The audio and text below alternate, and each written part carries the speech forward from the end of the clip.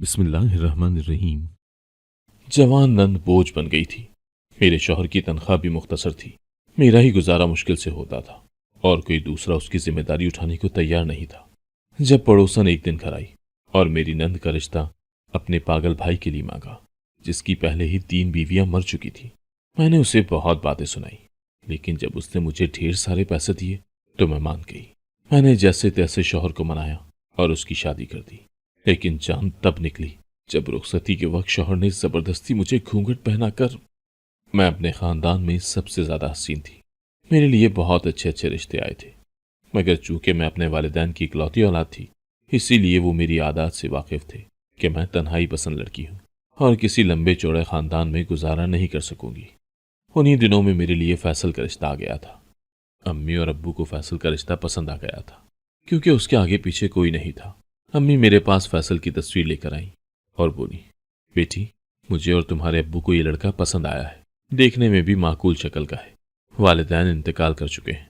इसकी बहुत ही मुख्तसर सी फैमिली है। ये लड़का और इसकी जवान बहन ही घर में रहते हैं।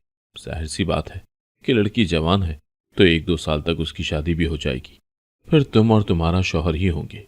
तुम राज करोगी, राज। मैं बोली, अम्मी, ये लड़का कमाता तो अच्छा है ना? आपने सारी जिंदगी मुझे किसी चीज की कमी नहीं होने दी। ये ना हो कि शादी के बाद मैं एक एक चीज को तरसती रहूं। मेरी बात सुनकर मेरी अम्मी की आंखों में आंसू आ गए थे। फिर वो कहने लगी, बेटी, तुम्हारे लिए बहुत अच्छे अच्छे घरानों से भी रिश्ते आए थे, मगर लड़के की फैमिली बहुत लंबी चौड़ी होती थी। इसी वजह से हमने तुम्हारे लिए एक ऐसा लड़का चुना है जो जरा कम कमाता है, मगर तुम्हें बहुत खुश रखेगा। कम हो या ज्यादा, हर चीज की मालकन तुम ही होगी। तुम्हारा शौहर हर चीज लाकर तुम्हारे ही हाथ में रखेगा। अम्मी की बात सुनकर मैं खुश हो गई थी, क्योंकि शुरू से मेरी यही ख्वाहिश थी कि मुझे ऐसा ही घराना मिले। चट मंगनी पट ब्याह वाली बात हुई थी। मैं रुखसत होकर अपने नए घर आ चुकी थी। घर छोटा सा था, मगर बहुत खूबसूरत था और बहुत नफासत से सजा हुआ था। मैं अपने शौहर के कमरे में बैठी उसकी मुंतजिर थी। तभी कमरे का दरवाजा खुला और मेरा शौहर कमरे में दाखिल हो गया। उसने मेरा घूंघट उठाया तो मेरी सूरत देखकर मुस्कुराने लगा और बोला, वल्लाह, आज तक इतनी हसीन सूरत नहीं देखी मैंने।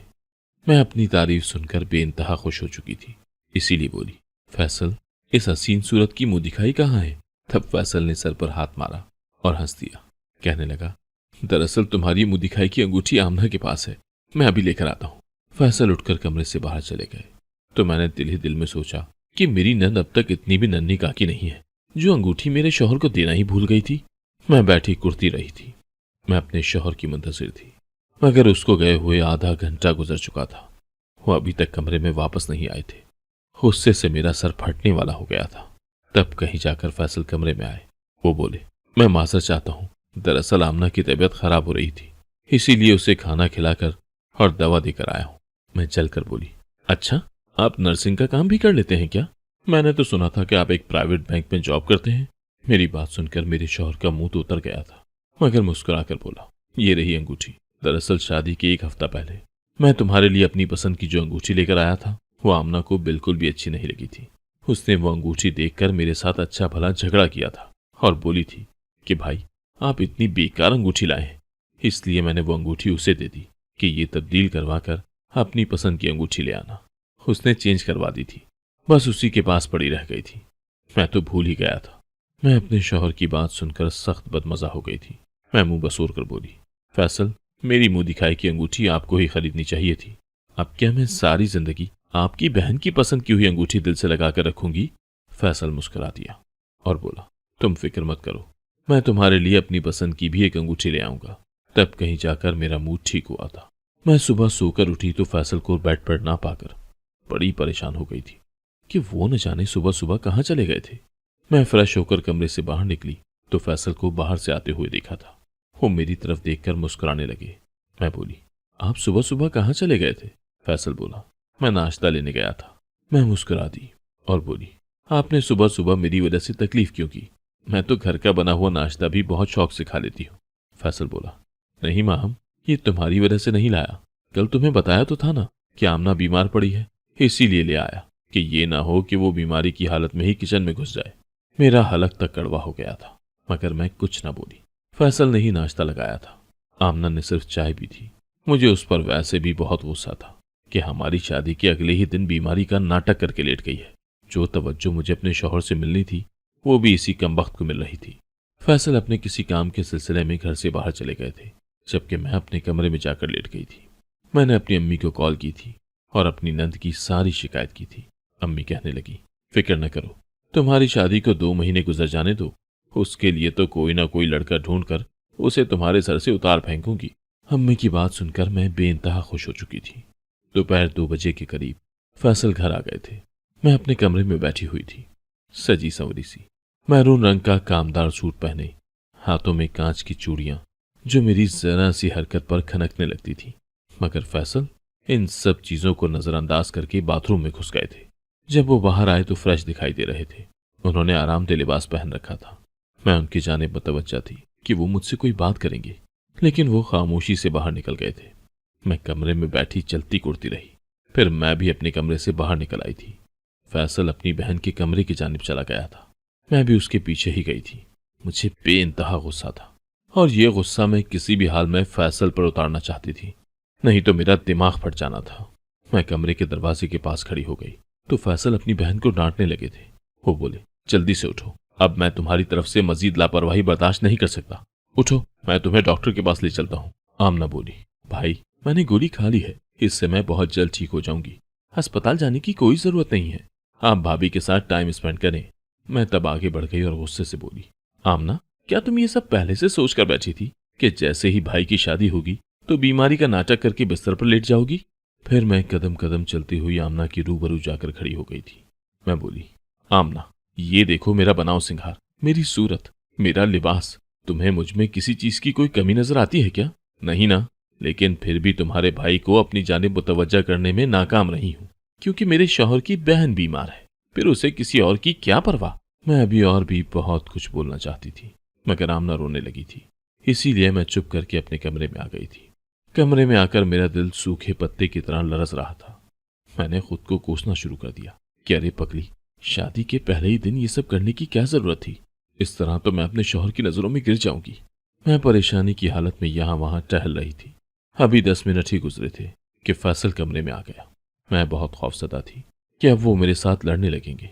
फैसल मुझे देखकर बोले, जी तो माहम बेगम, आपको मेरी अटेंशन चाहिए, कहिए क्या कहना है, मैं सुन रहा हूं। मैं मुंह झुकाई खड़ी थी। तभी फैसल ने आहिस्ता आहिस्ता बोलना शुरू कर दिया था। वो कहने लगा, माहम मैं माजरत करता हूं कि आज तुम मेरी वजह से परेशान रही, मगर मैं तुमसे वादा करता हूं कि मैं आज के बाद कभी ऐसे हालात पैदा नहीं करूंगा कि तुम इस कदर गुस्से में आ जाओ। मैं तो फैसल की बात सुनकर ही हैरान रह गई थी। तब अम्मी की बात मुझे याद आई थी। वो कह रही थी कि फैसल आम लोगों जैसा नहीं है, वो तो बहुत खास है, और मैंने आज उसका तजुर्बा भी कर लिया था। फैसल सच में बहुत अच्छा था। एकदम मेरे दिल में उसके लिए बेइंतहा मोहब्बत उतर आई थी। फैसल बोला, माहम मेरी बहन बहुत सादा लो है, उसे दुनिया की चालाकियों का नहीं पता। वालिदैन के चले जाने के बाद हम दोनों ने तन्हाई का अजाब सहा है। तुम जानती हो क्या, मैं भी शादी नहीं करना चाहता था, मगर मेरी बहन ने मुझे शादी करने के लिए रजामंद कर दिया। वो कहती थी कि भाई आप शादी कर लेंगे तो मुझे एक दोस्त मिल जाएगी, हमारे घर में रौनक आ जाएगी। अब मेरी तुमसे यही दरखास्त है कि खुदारा तुम मेरी बहन की दिल आजारी मत करना। उस लम्हे तो अगर फैसल मुझसे मेरी जान मांगते तो मैं वो भी उनको दे देती। मैंने उनसे वादा कर लिया कि मैं उनकी बहन की दोस्त बनकर रहूंगी। फिर फैसल किचन में चले गए। वो आमना के लिए कोई नर्म गज़ा बनाना चाहते थे। मैंने कह दिया कि मेरे होते हुए आपको किचन में आने की कोई जरूरत नहीं है। फैसल बेइंतहा खुश हो चुके थे। वो मुस्कुराकर बोले, माहम तुम बहुत अच्छी हो। शादी के पहले ही दिन शौहर के मुंह से ये अल्फाज सुनकर मैं बेइंतहा खुश हो चुकी थी। इसीलिए मैंने चूड़ियां उतार कर रख दी और किचन में घुस आई। आमना के लिए मैंने नर्म गज़ा तैयार की थी, जबकि अपने और फैसल के लिए बिरयानी बनाई थी। फैसल ने वो बिरयानी खाई तो कहने लगे, इससे ज्यादा अच्छी बिरयानी मैंने अपनी जिंदगी में नहीं खाई। मैं खुश थी, सब कुछ अच्छा लग रहा था। इसीलिए मैंने आमना से अपने रवैये के लिए भी माजरत की थी और उसे खाना भी अपने हाथों से खिलाया था। मैं किचन के काम से फारिग हुई तो अपने कमरे में चली गई। फैसल न जाने कहाँ चले गए थे। मैंने मोबाइल उठाया तो अम्मी की 9 मिस कॉल्स आई हुई थी। मैंने कॉल अटेंड की तो अम्मी गुस्से से बोली, कहाँ चली गई थी तुम? मुझे तुम्हारी बेइंतहा फिक्र हो रही थी। मैं बोली, अम्मी किचन में थी, खाना बना रही थी। फैसल ने बहुत तारीफ की मेरी। अम्मी एकदम चीख पड़ी और बोली, क्या कहा तुमने? किचन में थी, वहां तुमने खाना बनाया? तुम्हारी नंद कहाँ थी? जो उसने तुम्हें किचन में झोंक दिया। मैं बोली, अम्मी वो बेचारी तो बीमार पड़ी है। अम्मी हंसने लगी और बोली, माहम बेचारी तुम्हारी नन नहीं बल्कि तुम हो। तुम उसकी चालाकी में आ गई ना। वो यही तो चाहती थी कि शादी के पहले दिनों से ही तुम्हें किचन में घुसा दे और खुद वो ऐशो आराम करे। कोई जरूरत नहीं है तुम्हें काम करने की। घर में तो मैंने कभी तुमसे तिनका भी दौरा नहीं करवाया था और तुम उस 2 टके की लड़की की खिदमतें करती फिर रही हो। अम्मी ने गुस्से में फोन बंद कर दिया था, जबकि मैं भी चौंक गई थी। अम्मी की बात 16 आने दुरुस्त थी। मैंने बिला वजह ही उससे माजरत कर ली। वो दिल ही दिल में मेरी बेवकूफ़ी पर हंसती होगी। उस दिन मैंने सोच लिया था कि आमना अगर मर भी जाए तो भी मैंने किचन में कदम नहीं रखना। मगर ये तो अच्छा हुआ कि वो बहुत जल्दी ठीक हो गई थी और घर भर की जिम्मेदारी उसने अपने कंधों पर डाल ली थी। हमारी शादी को हफ्ता हो गया था, मगर अभी तक फैसल ने हनीमून पर जाने की बात नहीं की थी। मैंने खुद ही उनसे बात की तो वो बोले, माहम तुम भी अजीब बातें करती हो। जानती भी हो कि मेरे घर में मेरी कंवारी बहन बैठी है। आगे पीछे हमारा कोई है ही नहीं, तो फिर सोचो कि मैं उसे किसके पास छोड़कर जाऊंगा। एक बार आमना की शादी हो जाए फिर मैं इंशाल्लाह तुम्हें जरूर लेकर जाऊंगा। मैं गुस्से से वहां से उठ गई थी। मैंने जल्दी से अपनी अम्मी को कॉल मिलाई और अम्मी को सारी सूरत हाल से आगाह कर दिया था। अम्मी को भी गुस्सा आ गया था।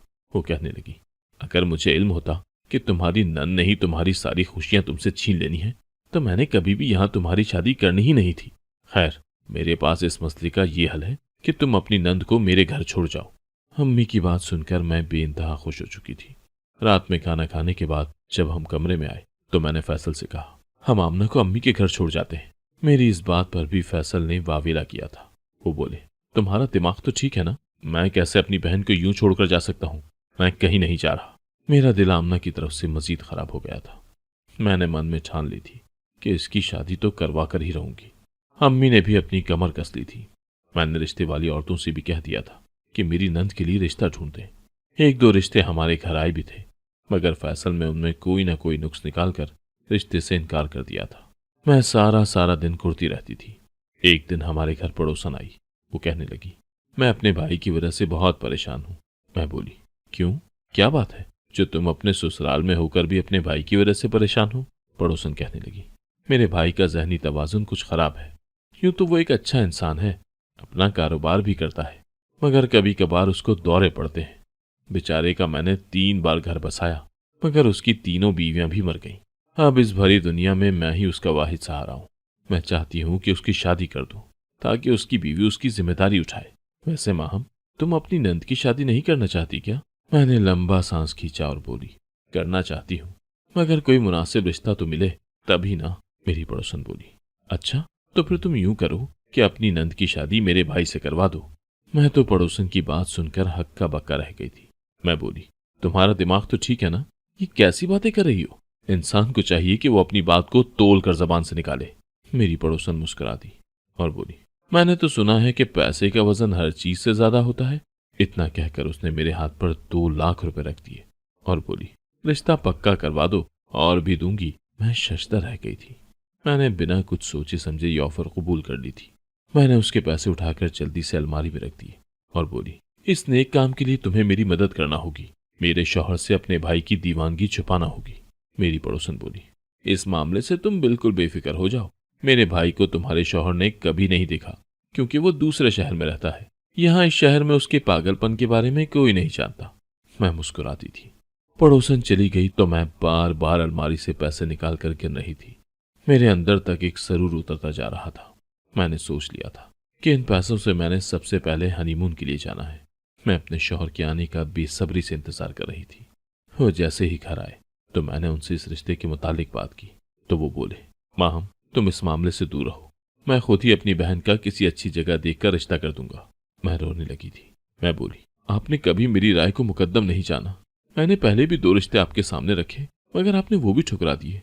लेकिन अगर इस रिश्ते से भी इनकार कर दिया तो मैं आपसे तलाक लेकर चली जाऊंगी और फिर इस घर की सल्तनत आपकी बहन को प्यारी हो। मेरे शौहर ने जब ये बात सुनी तो उनके चेहरे से रंग उड़ गया था। वो बोले, माहम मुझे तुमसे इस किस्म की फजूल बात की तवक्को नहीं थी। उनका मुंह बन चुका था, जबकि मैं तो मरी जा रही थी कि किसी तरह बस ये रिश्ता जल्दी सी डन हो जाए तो मैं अपनी पड़ोसन से 2 लाख रुपए मजीद ले सकूं।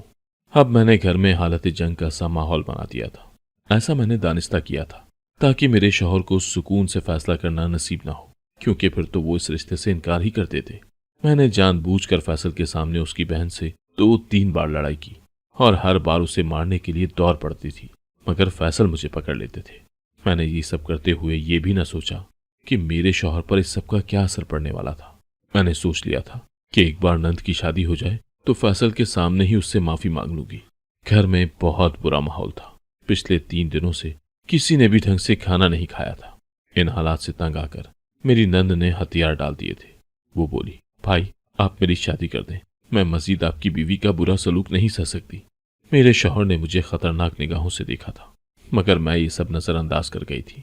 उसके बाद घर में मैंने हथेली पर सरसों जमा ली थी। सब कुछ चटपट ही तय कर दिया था। मैं अपनी इस कामयाबी पर बहुत सरशार थी।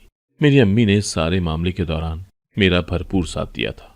सब कुछ बहुत अच्छे तरीके से हो रहा था, मगर शादी के दिन मेरी नंद ने मुझे बहुत बड़ा सदमा दिया था। वो घर से भाग गई थी। हमारा सारा घर मेहमानों से भरा पड़ा था। मैंने जब ये बात फैसल को बताई तो वो एकदम से जर्द पड़ चुके थे।